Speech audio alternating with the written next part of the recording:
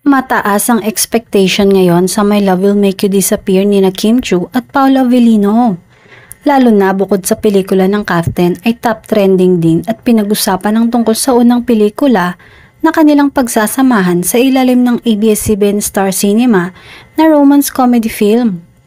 Ibinahagi ng direktor ng pelikula na si Jad Vidanes na kakaiba umanong romcom ang naturang pelikula at ipapakita kung paano tayo nagiging wild and fun dahil sa magic of love.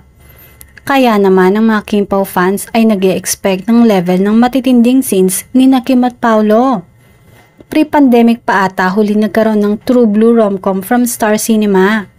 Kaya sa susunod na taon, ito naman ang aabangan. Nakaka-excite dahil sa inyo, say pa ng fan. Kakaiba raw na Kim Pao nga ang dapat abangan matapos silang magtambal at minahal ng publiko sa hit series na Linlang at What's Wrong with Secretary Kim. Ito rin ang nagsisilbing pagbabalik ni Kim at Paolo sa ABS-CBN Films pagkatapos ng 4 na taon.